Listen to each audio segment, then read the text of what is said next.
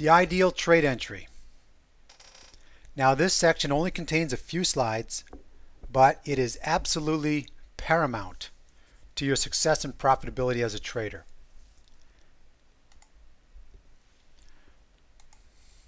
I'm going to read through this again because I think it is important. Proper entry to your trade is paramount to your profitability as a trader. A proper trade entry will warrant a tighter stop and you will be closer to your profit target. Seems simple in concept, right? The application is a different story. When you see a trade set up, identify the level of support and resistance where you think the market will bounce or hold, whether it be a support and resistance level, a fractal, or a convergence level. Look for the level where you believe the market will hold. If you decide to make the trade, the order should be executed while price action is moving against the direction that you want the market to move. Don't chase the market. How many of you think you would be comfortable buying into a bearish candle that is moving south? We're going to cover that. The trade should be made as close to the level of support and resistance as possible. When price is moving against your desired direction is when you typically are most fearful of trading or entering the trade, but that's when you have to make the trade. And we're going to give you some exercises to become comfortable with that. You have to train your psyche to become comfortable with trading into price action that is moving in the opposite direction that you want the market to move in order for you to be profitable. If you have the opportunity to execute your trade in this manner, your position should trade above the dealing spread while the market decides on its direction and how it will get there, which typically will take some time. The idea is to enter the trade and have your dealing spread covered on the short-term price action alone by using the fractals to your advantage. Making your trade as close to support and resistance as possible puts you closer to your stop placement. As well, you are now also closer to your first profit target if the market moves in your desired direction. Do you see how I repeated the same things in every one of these points? Well, there's a reason for that. There's always a reason. Right? Does the above entry technique always apply to my entry? Well, no. Sometimes you may actually be trading with momentum or trading a breakout and so forth, in which case you still apply the same principle by trading with the momentum, but still trading when price action is moving against the direction that you want the market to go. Let's just give you a very simplistic visual example. Say we have price moving along, doing its thing. We see these just some price swings, and we've established that, hypothetically speaking, of course, that we have a support level, be it composed of support and resistance, trend lines, Fibonacci levels, pivot levels, moving averages, other indicators, candlestick formations, and so forth. Say that this is our support level, and we're confident that this support level will hold, and the market environment suggests that the support level will hold. Maybe it's the support level on the retracement of an uptrend. As price moves down and tests your support level, you will see a full-on, bold-faced, bearish candle sniffing at support. When we see that bearish candle, you want to trade into that bearish candle as close as possible to your level of support. What this does is this will allow us to have a stop at a logical level that is still protected, that is closer to our entry.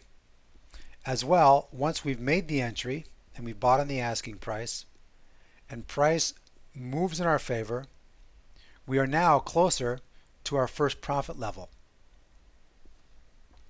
And we typically would like to have our profit levels below the first level of resistance so that there's not much wood to chop before we make profit. The idea is to buy here. Price may continue on within this range and continue to test your entry and make you somewhat wobbly kneed or fearful and so forth, but trust your levels. Trust your tools and trust your levels. And as time elapses and this level holds,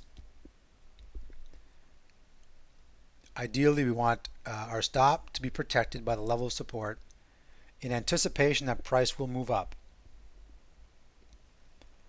Again, the advantage to having an entry as close to this level of support as possible will bring us closer to our first profit target and will permit us a tighter stop. Think about it now. If you wait for confirmation, say a trend line break or some other confirmation, and price is moving up off of the level of support, you're quite deeply exposed because your protective stop is now further away. Your first profit limit will be further away, and you're subject to the possibility that price just may simply continue to move up and down in the consolidative range.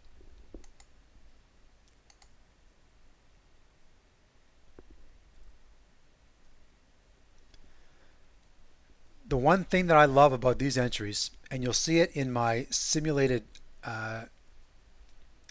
trading examples, but you'll also see it in my live trading examples. Most frequently, I trade into a bold-face bearish candle at a distinct level of support or resistance. Bold-face bearish or bullish at a distinct level of support or resistance.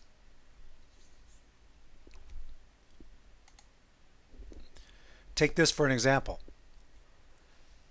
Here we see the market is trending up. Price moves up, and during the quiet hours in the market we consolidate at this level of support.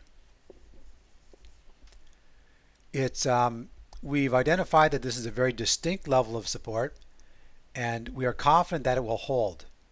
Now the idea is to make the trade as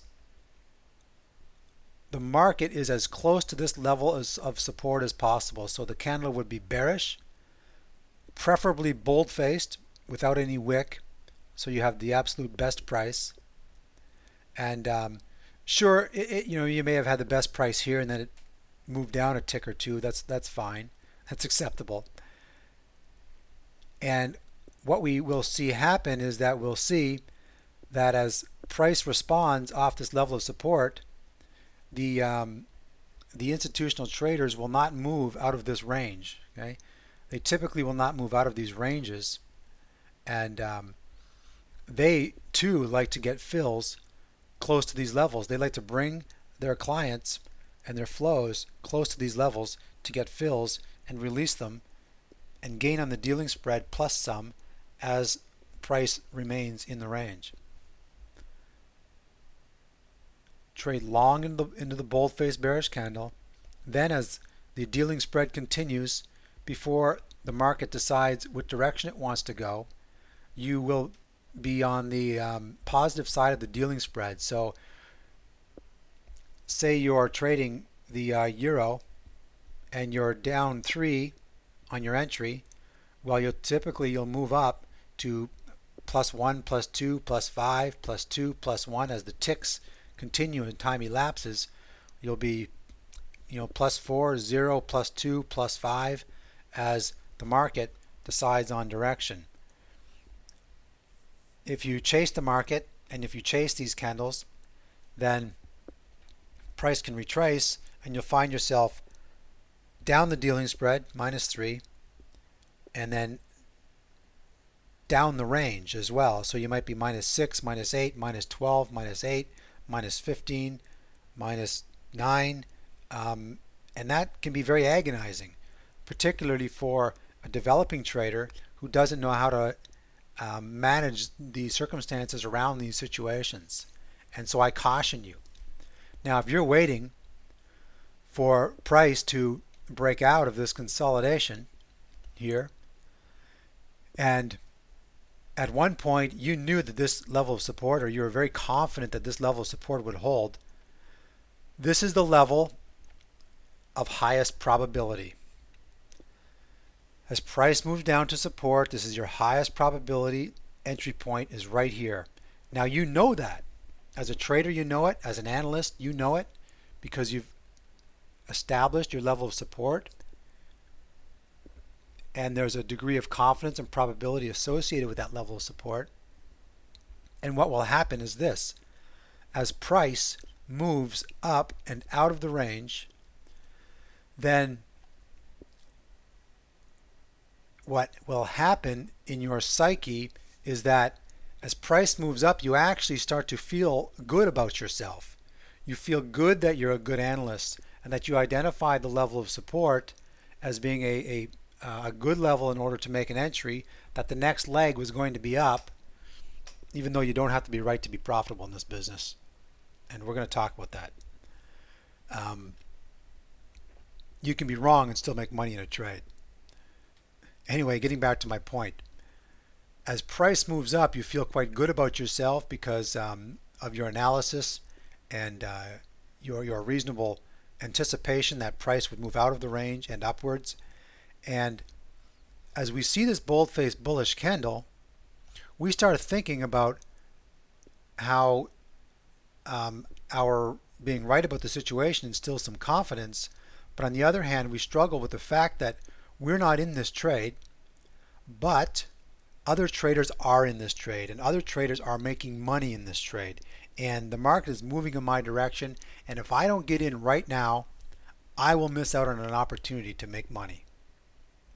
However, what has happened here is that your probability continuum has moved from the very, very high probability end, and as price moves, the continuum moves to lower probability entry, lower, lower, lower, lowest, lower,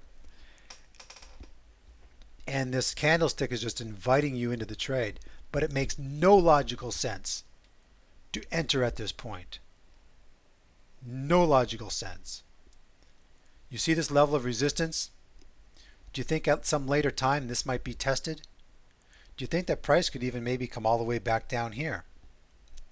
You have to become comfortable with passing on a trade. If my trades don't meet my high probability criteria, then I'm not getting in. And I don't care if it moves 150 or 200 pips that day, and I decided not to enter because I felt that probability was not favorable, then I don't care. That's fine. Right? Now, if price moves up, if you want to enter, and if you have to just simply wait to see what price action does. It may give you an entry by coming back.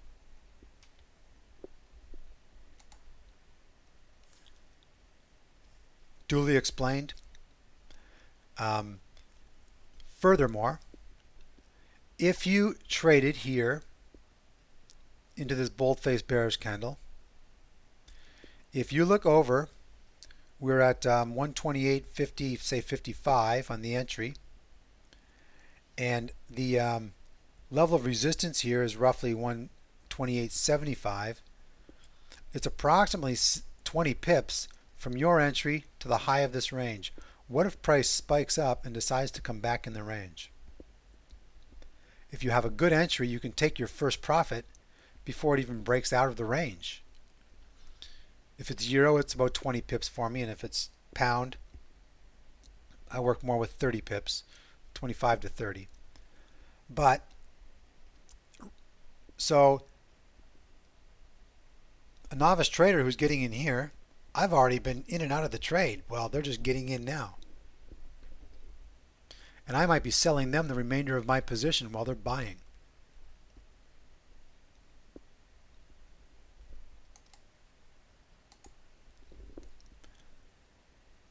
So you enter on the bold-faced bullish candle. Price comes back. It comes even beyond testing this level of resistance. As liquidity picks up, it's 7 o'clock Central European time, and as London opens, London comes back. It's a 15-minute chart, so London comes back, tests the level of support, fiddles around for a while, and then moves up.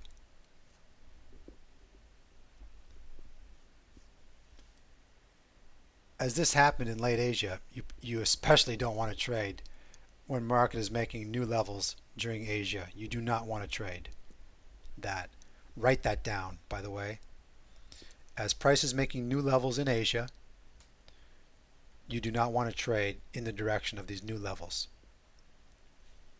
You should either already be in or in fact trade the retracement, because it is far less frequent that there's follow through on Asia breaking new levels. Sometimes there is, but it's not very frequent at all. So if you traded down here or at the bounce during Central European, stronger hours, higher, more liquid hours. This is the most liquid session, by the way. You can have your first profit already right here, while other traders are chasing momentum. If you are going to chase momentum, wait for a pullback like this.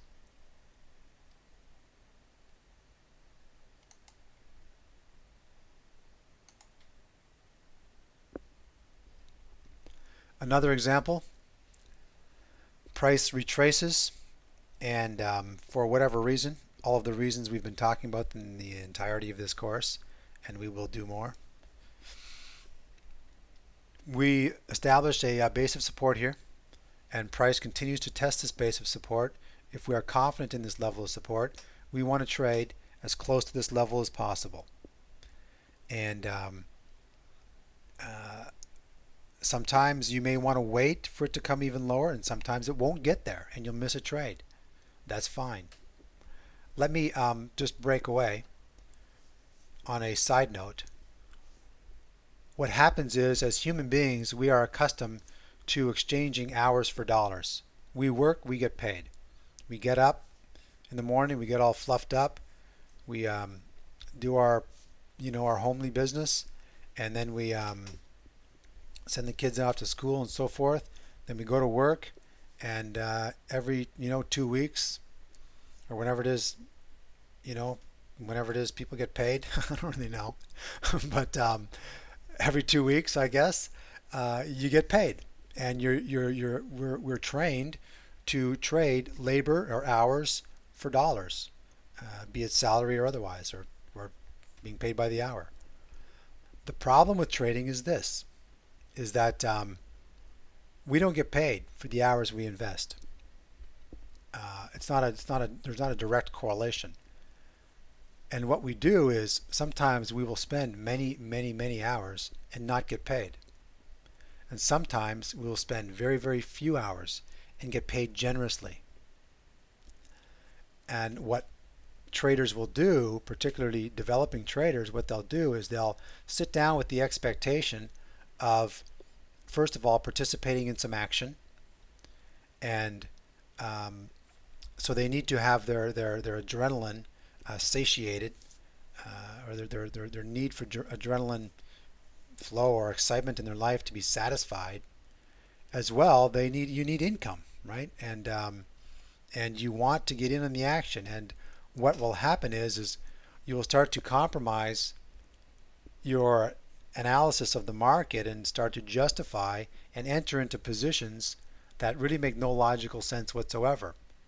And in fact, you don't realize the types of position, the low probability position that you've entered, until you've actually pressed the button and you're down 12, 10, 15 pips, and you're sitting on the butt end of a dealing spread in the negative 8, 10, 12, 15 pips, and it's sniffing at your stop. That's when you start to suffer, and you say to yourself, I'll never do that again, and then you go out the next day and do it again. Don't do it. Don't do it, okay? Use good analysis and wait patiently for good setups. And then when you wait patiently for a good setup, then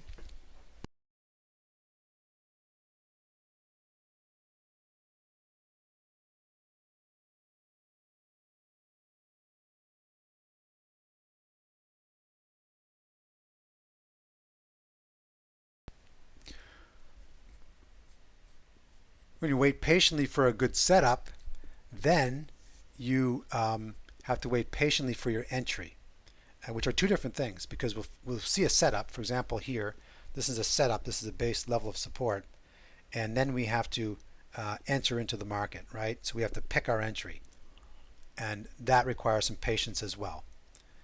Then you get paid, and you can get paid generously as a result. So here you can enter the market at the base of support, and look how much room you have. 75.20, so your fill is 25 or 26, and then the level of resistance is here at about 75.70 or 80.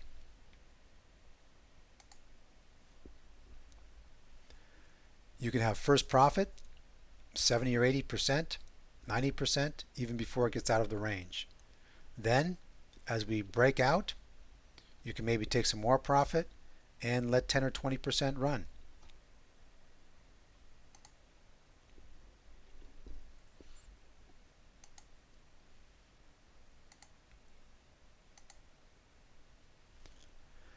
If you decide to trade the breakout, as an example, which is reasonable, you can wait for a breakout and wait for confirmation. If you decide to trade a breakout or a movement, through pivots or through Fibonacci or resistance support and so forth, don't trade when this is a full-on bold-faced bullish candle. What you want to do is you want to say, well, you know what? If this thing keeps going, then I give up the trade. But your ideal entry will be is to check to see, or to wait to see, if it comes and starts to establish a base of support at this level of resistance here, and that's where you want to start to look to make your trade, is as price comes back and tests this level of support. That will also confirm the next up leg as well. As long as price, what I would say to myself as I watched the market is I would watch price here, and I would be saying, okay, price needs to hold above, say this is 175.80. I'd be watching the ticks. I'm not too concerned with how many candlesticks close above. I'm more concerned with the actual price action and the dealing that's occurring through the larger institutions and their reference levels and their flows, maintaining a range and holding above a specific referenced price. That's my concern right here at 175.80. As long as it holds, my trade's good. If it starts to break down, I get concerned. So wait for price to come back. Even here, if you enter here at 85, you can have first profit right up here on this spike up right here. You could have profited on buying this low and selling this high. And we have some trade examples that show just such a characteristic. So when price comes back here, if you entered here, there's a lot less pain in that movement. Let's just say hypothetically, this in fact was a very, very good setup when this happened, and so I took a shot of it. We saw a nice speedy price action during peak European hours and offered a really good trade entry with a good stop level. And this is a 60-minute British pound chart. This was a very, very nice head and shoulders. And then look how quickly price moved up. Now watch this. Price came all the way back, and that's why you want to take profit as soon as possible.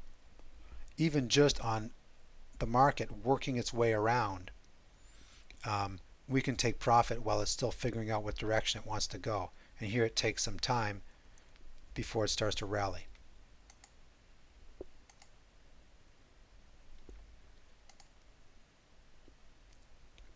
I've just made some notes here in your books so you can read it as well. And what I've done here is I've simply repeated the slide that we opened with as a reminder, so you will want to read this again.